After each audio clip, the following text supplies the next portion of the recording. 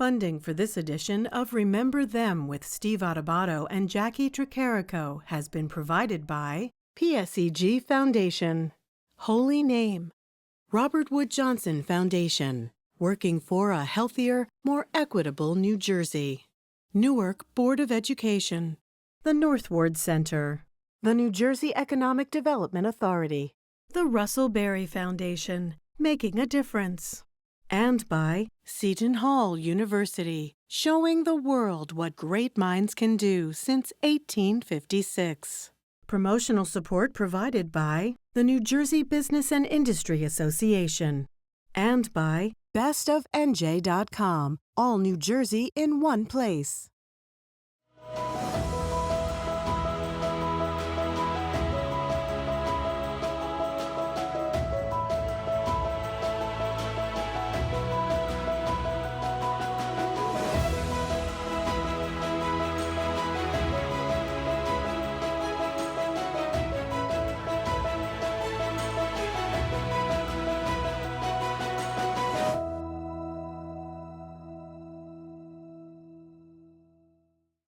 Welcome to Remember Them, Steve Adubato with the better half on this program, Jacqui Tricarico, my co-anchor. Jacqui, tee this up. This is two interviews that you did. You did both of these interviews on two people we really need to remember. Talk about them. Two great actors of our time. Joan Bennett is up first. We'll learn more about her through her granddaughter. Her granddaughter comes on to talk to me about the history of her family, what she learned throughout the years about something that was called the shooting scandal that involved Joan Bennett and her husband at that time, Walter Wanger. And Vanessa Hope, who's on with me, she talks about this podcast that she created all about that shooting scandal, and then also diving into the history of her grandmother, Joan Bennett.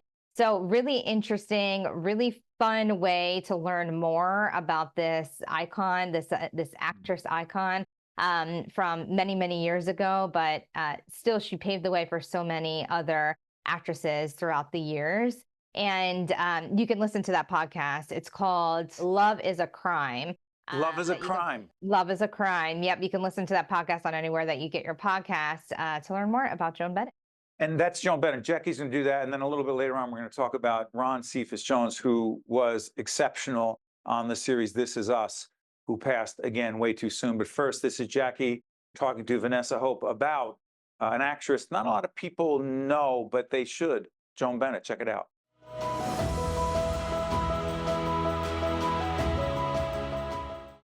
I'm so honored to be joined now by Vanessa Hope, the co-creator of the podcast Love is a Crime and the granddaughter of Joan Bennett and Walter Wanger. Vanessa, so great to have you on the show. Thank you so much for having me. So great to be here. So Joan Bennett, born in Fort Lee, New Jersey, so she has those New Jersey roots. She was born into a family of actors, her mom, her dad, sisters, a lot of people in your family's past actors, but she oftentimes was remembered as the film noir femme fatale roles of the 1940s, but her career started in 1928 and really ran the gamut and was very all over the place in terms of the different roles that she was able to take over those decades. First, can you tell us a little bit about your grandmother, Joan, and why she was able to become such a versatile actress of her time? That's such a great question. Thank you. And again, I'm so honored to be here, and it's really fun for me to have a chance to switch gears and speak about my grandmother, who I really feel is an inspiration, and I'm so thankful really to be her granddaughter. My grandmother worked hard. She started as an actress at 16 when her father, who, as you said, Richard Bennett, was an actor, brought her into a stage play he was doing called Jarnigan because she had already become a mother and she had a baby to support. So for practical reasons, she entered a family business that in her youth, she wasn't necessarily planning to enter. She said she was interested in interior design. She might have done something different. But I actually think that having that experience, becoming a mother so young, experiencing being an actor on the stage, having parents who were actors, and then being scouted and moving out to Hollywood at a young age and kind of working just practicing her craft and doing it for the length of time that she did, I think really contributed to her being such a versatile actor and so having so much talent. The Love is a Crime podcast that you co-created with Karina Longworth, it really goes in depth, not just about Joan's life, but about so many other people in her orbit during that time, family members, colleagues. Why did you decide to explore your family's history in this way? And when did you decide, okay, we're going to make this into a podcast. We're going to really explore Joan's life and hear so many of these stories about so many parts of her life, that some that are controversial and some things that maybe nobody knew about her? Yes. I grew up with the stories of my grandmother, and I mentioned this in the podcast, I think in episode 1, because it was kind of pivotal for me to understand that she had been part of a certain Hollywood scandal, but not really knowing what she felt about it, or even at a super young age when I first heard the story, knowing basically to ask how she might have felt about it. But once I arrived in Los Angeles in January 2015 with my husband, who is a producer named Ted Hope, who at the time became the head of Amazon Film Studios, I felt surrounded by her history, my grandfather's history. I felt kind of haunted by the ghosts of their past in a way. And I knew once I met Karina Longworth and was able to talk to her about how much I loved her podcast, You Must Remember This, and I met Martin Scorsese's archive researcher, and I met the archive researcher for a documentary I had really appreciated and found inspiring about Amy Winehouse. That producer is British, but he came to LA to work with us.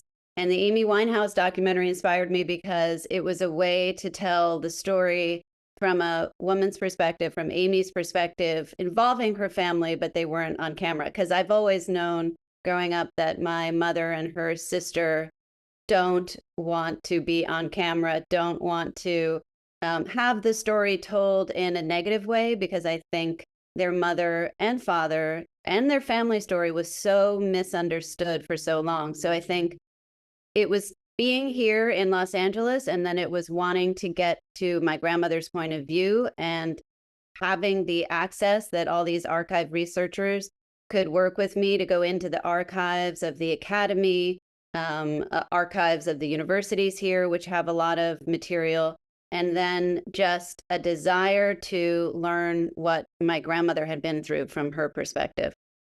And you brought it up a little bit, but really the podcast does surround itself around that 1951 scandal between Walter Ranger and Joan Bennett's agent, Jennings Lang. Tell us about that scandal and what's the most misunderstood part of that entire situation that you were able and you felt the need to make sure was clear during the podcast? Thank you for asking. I first heard about it as funny, one line, like your grandfather shot the lover of your grandmother in the balls in Hollywood in a parking lot in 1951. And that's a story that so many people heard, right? That was what was all over the newspapers and the headline, right? But it was so much more in depth than that. Yeah, it is so much more complicated. And just an aside, because it happened last night, Jake Cantor, who was the junior agent to my grandmother's agent, Jennings Lang, who she was accused of having an affair with. We don't actually know the details of that. But Jennings worked at MCA, which was the largest agency in the world at the time, Music Corporation of America. And so it was the parking lot in Beverly Hills opposite MCA. But Jay Cantor passed last night, and he was in the podcast. I remember hearing his voice. He's in the podcast. He is essentially the Jack Lemmon character in the Billy Wilder movie, The Apartment, which is a fantastic movie if you haven't seen it, with Shirley MacLaine. Very moving, very worth seeing on a holiday around Christmas and New Year's. It's a brilliant Billy Wilder film. But he was inspired by this idea that there was an agent like a Jennings Lang who was borrowing the key of his junior agent to use his apartment for his affairs or a certain liaison. There's a lot to go into, which is part of why I did 10 episodes of this podcast, to better understand the story. But I think that relationships are complicated. Jennings had been a friend to both my grandmother and grandfather for over a decade. I've interviewed Jennings' son, Rocky Lang, who's here in Los Angeles, and he understood that his father was in love with my grandmother. So it wasn't a light situation. There was love, there was friendship. And my grandfather, too, believed that it was possible to love more than one person at the same time.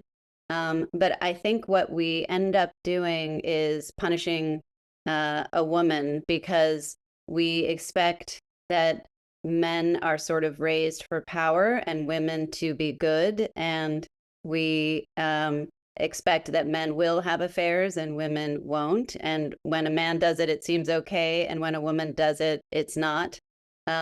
So Joan suffered and continued to kind of fight through that, both in supporting her family and Walter at the time. It was much more complicated for Walter, too. What brought him to the point where he would even use a gun. He had been made an honorary sheriff by the Beverly Hills Police Department because he had produced so many movies. So that was part of why he even owned a gun. And, you know, he didn't mean to really hurt Jennings. I don't think he even meant to use it. And my mother always says that he shot at the ground in the parking lot. He wasn't really shooting at Jennings. But I think that it's just we all have to allow people to have privacy and to, even if they're a celebrity, allow them time to work out their relationships. There are always ups and downs in relationships, and boundaries and privacy are important, and really equality between the sexes is important, and not punishing a woman for loving someone. Yeah, and Maybe. I know it impacted her life, her career after that, and so much more that we can learn from the podcast. But what do you think is the most important thing to remember about your grandmother, Joan Bennett? Oh, she was a loving mother, grandmother. She was a very talented and a hardworking and successful actress.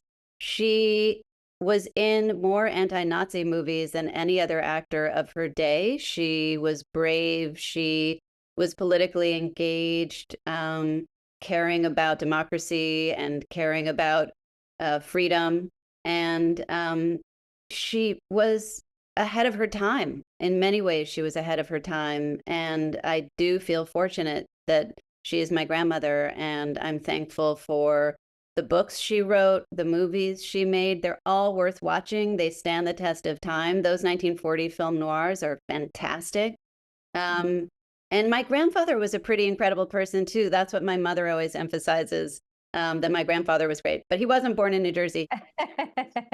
Yeah, and you can learn so much more, our viewers, by checking out your podcast, Love is a Crime. It was so fun to listen to. I recommend it to anybody who wants to learn more about this really incredible woman and her life, her career, her path, and the family, essentially your family, and your story. So thank you so much for sharing her story with us here today. We really appreciate it, Vanessa. Thank you so much for having me. I really appreciate it, too. I really am happy to be here and appreciate your taking the time. Thank you. We'll be right back after this. To watch more Remember Them with Steve Adubato and Jacqui Tricarico, find us online and follow us on social media.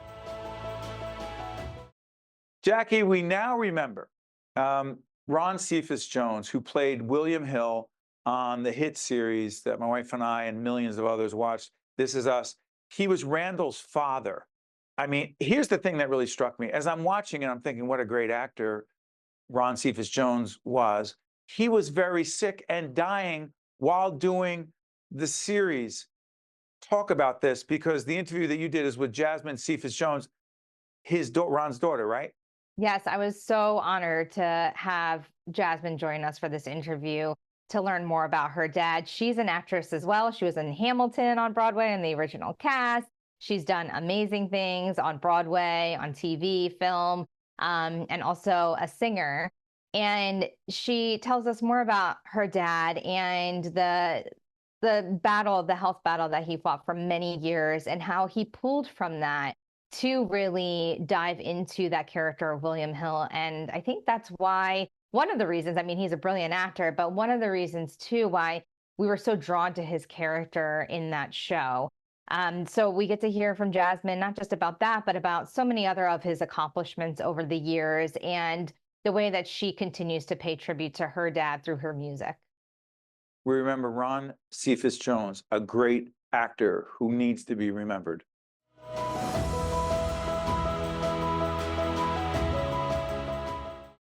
We are so honored to be joined now by Grammy Award-winning actress and singer Jasmine Cephas Jones, here to help us honor and remember the legacy of her father, actor Ron Cephas Jones. Jasmine, is so great to have you on the show. Thank you for having me.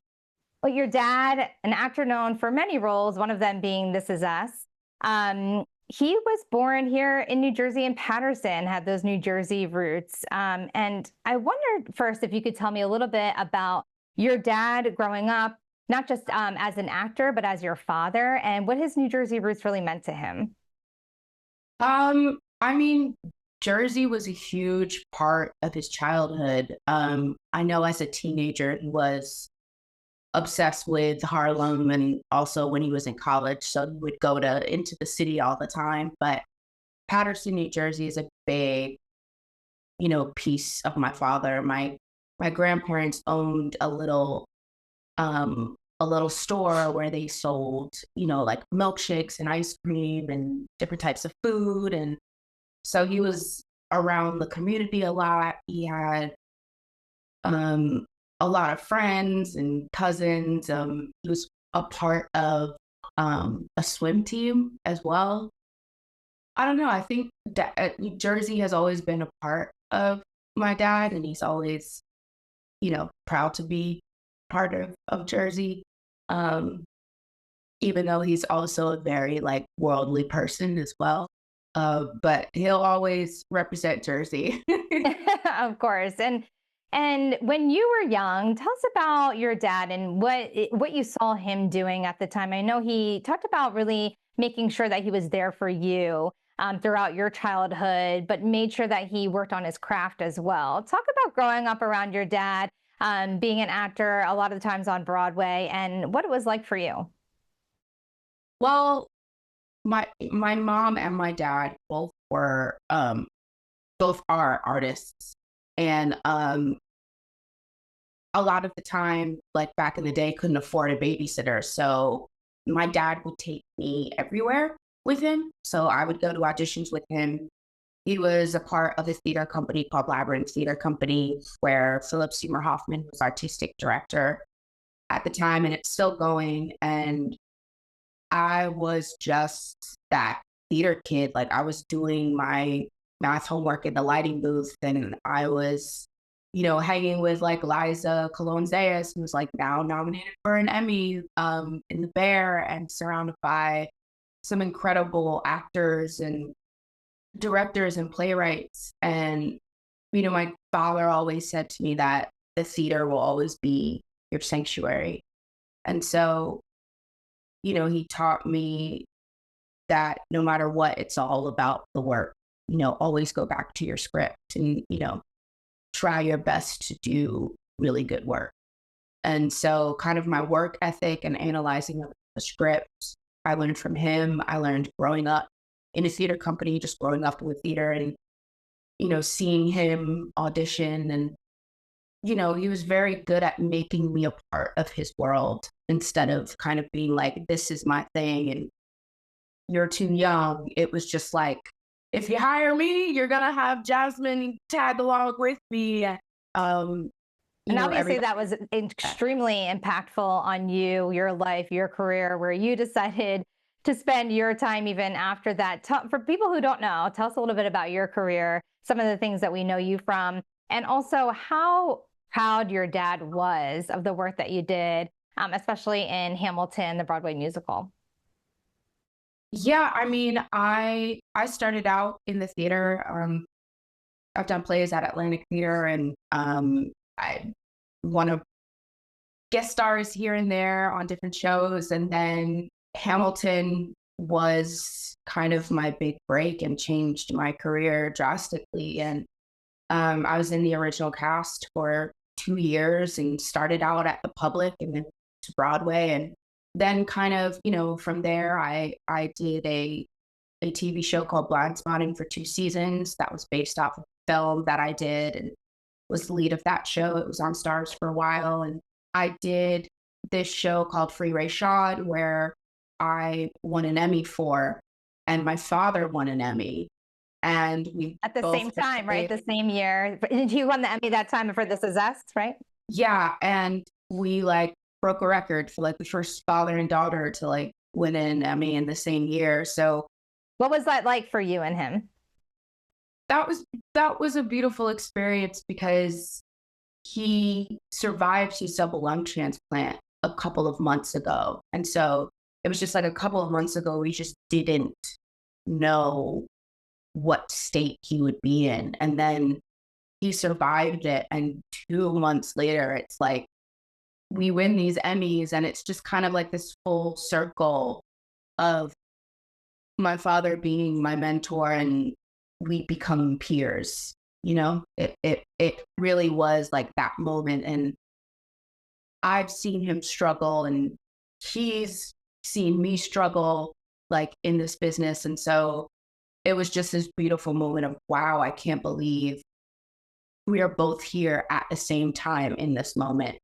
And it was emotional. It was really, really emotional and beautiful. And I don't know, just a moment in time that I'll just always have. Yeah, let's talk a little bit about that, because your dad did battle serious health issues for many years of his life. He had something called chronic obstructive pulmonary disease, right? And like you said, he had that double lung transplant. And during that time when he was going through so many health issues, he was playing that role as William Hill on This Is Us. And for so many of us that were glued to our TV sets every week to watch was what was going to happen in the Pearsons family next on that show. William Hill was such a big part of that. Talk about his own health struggles and how that impacted his work as William Hill, and how he was able to get through all of that during that time in his life and his career. I think the fact that, my dad was sick for a pretty long time in secret for about 8 years. And I think the reason why he did last so long was because he was doing his art. I think if he wasn't able to work and do the thing that he loved that brought him literally to life, I don't think he would have lasted that long. I think the fact that he was able to work and also play a role that impacted so many people, and a role that helped a lot of people, and so many the love that he got from that role as well, I think kept him going, so it was kind of, at first I was mad because I was Dad, you can't keep working all the time. You have to sit down and take a rest. And after a while, I kind of realized, him doing what he loves and still feeling normal and still feeling the performer and actor that he is was really, really important to him. And I think also helped him. Yeah, get through that time. Yeah. I know he would often say, I heard in some interviews that he did, he would say that he realized that he was the one who defined his own success. How would you define your father's success? Oh my God. I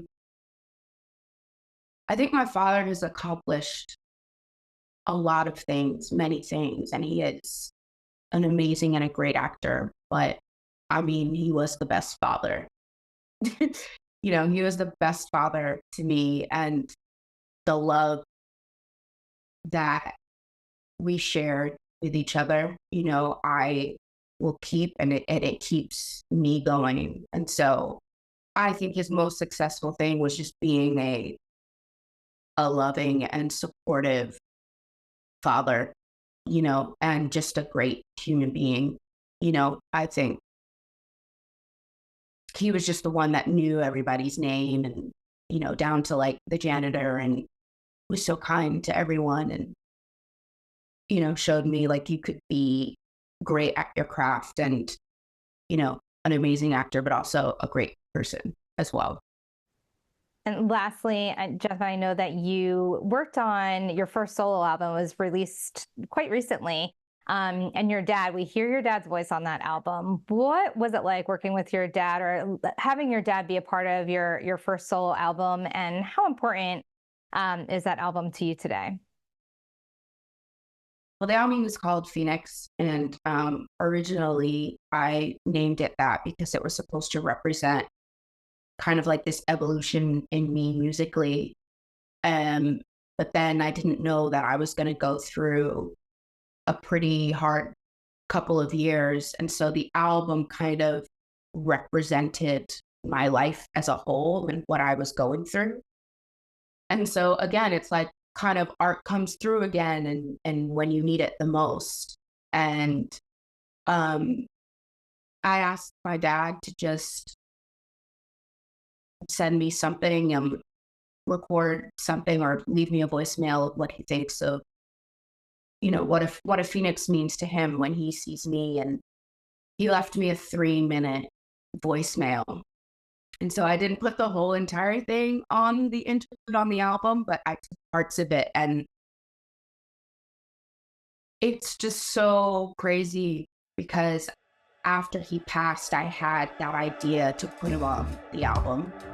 So the legend has it, you set yourself on fire, and as the flames die down, a new bird, stronger, renewed, emerges from your ashes.